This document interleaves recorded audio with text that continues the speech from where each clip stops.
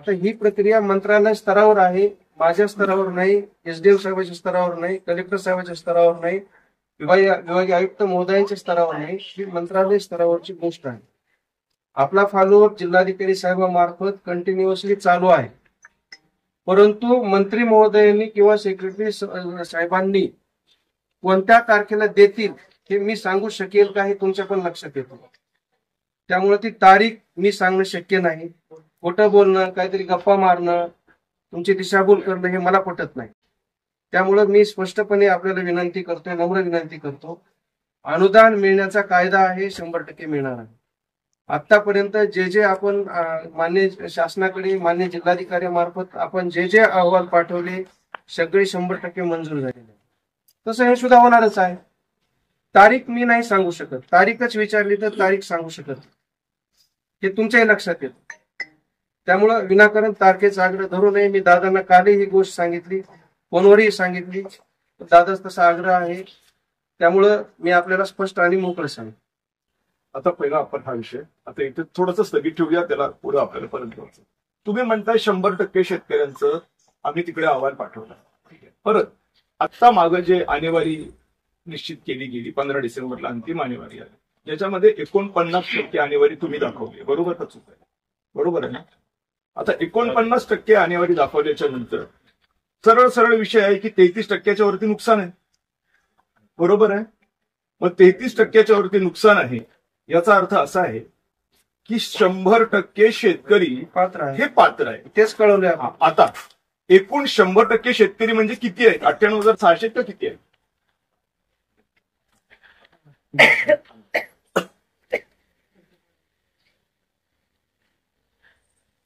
98,650 आपले खातेदार आहेत, 100% कव्हर झाले.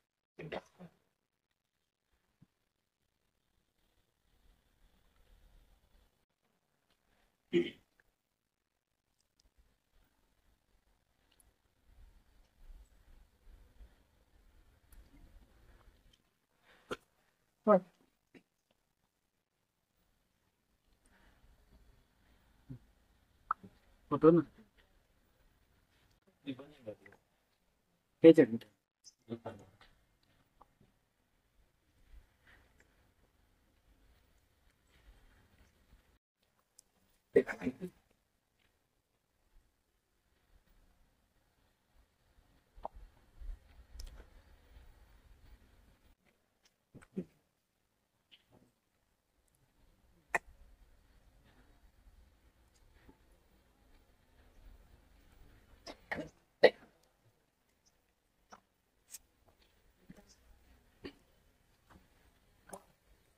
कृषी अधिकाऱ्यांना जरासं लावून द्या. शेतला तर विचारावं लागेल, कारण आपण कन्फर्म नाही होत. त्यांच्याच सहीच आहे ना, ते घ्या. सहीच आहे.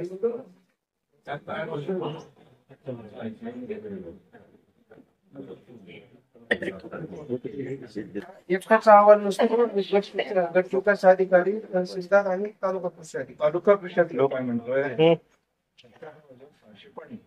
हॅलो, हा बोला. 51,371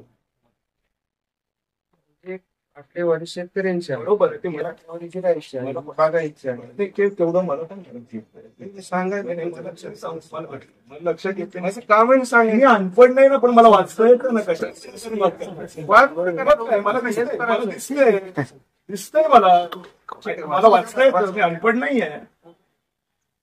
कशाला तुम्हाला स्ट्रेस आलाय? मी त्याला काय, मी बिलकुल स्ट्रेसमध्ये माणसाशी बोलतो, नॉर्मल आहे. आता तुम्ही म्हणताय जिरायत 51,371. हे बघा समोरासमोर चाललंय. शेतकरी बाधित तालुका कृषी अधिकारी म्हणतायत 98,650. ते यांचं म्हणणं आहे की एकूण शेतकरी 98,650 या मतदारसंघामध्ये खातेदार आहेत. माझ्या माहितीप्रमाणे या मतदारसंघामध्ये 2.5 ते 3 लाख मतदार आहेत. ठीक आहे, मला हे म्हणणे आहे की सगळेच मतदार खातेदार नसतात, पण तालुका कृषी अधिकारी म्हणतायत की 98,650 खातेदार आहेत.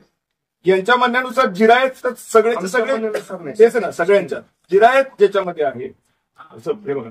तहसीलदार महोदय मग ते आपण समितीचं मग पुढचं पण मला येतं. ठीक आहे, बागायत त्यांचं म्हणणं झिरो आहे, फळपिके झिरो आहेत. फळपिके झिरो आहेत हे मुळात मला मान्य नाही, कारण नागदमध्ये केळी आहे, ताडपिंपळगाव मध्ये मोसंबी आहे. फळपिके झिरो कसे काय? आणि एकूण 51,371 दाखवलंय बाधित क्षेत्र, आणि जिरायतीचा रेट आहे 13,600 रुपये प्रति हेक्टर. म्हणजे किती? तर 69,45,45,600 असं यांचं या तिघा समिती वाल्यांचं म्हणणं, असं तहसीलदार महोदयांचं म्हणणं. बरोबर आहे का? आता याच्यात असं आहे, एक तर बागायत क्षेत्र बिलकुल नाही का आपल्या तालुक्यात? फळबागा बिलकुल पण नाही आहेत का? आहेत. यांनी झिरो दाखवले. 50% कर्ज दे रे एक मिनिट. कर्ज दे रे फळबागावर. फळबागावर कर्ज दिले, बागायत क्षेत्रावरती आपल्या रजिस्टर होतात रजिस्टर ऑफिसमध्ये. ठीक आहे. आता नुकसान हे ज्या क्षेत्राचं ज्या पिकाचं नुकसान झालंय त्यासाठी आपली पथकं गावोगाव फिरले, त्यांनी जे अहवाल दिले त्यावेळेस आपण पेपरला पण दिलं होतं.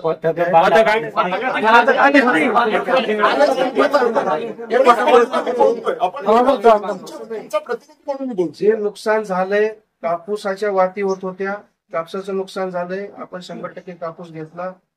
आपल्याकडे मकाचं नुकसान झालंय, मका काढणी करत असताना वाफून येत होती, ते दाखवलेलं आहे. फळबागेचं नुकसान झालेलं कुठेही लक्षात आलेलं नाही. प्रत्येक ठिकाणी कृषी सहाय्यकांनी बघितलेलं आहे, तांत्रिक लोक आहेत ते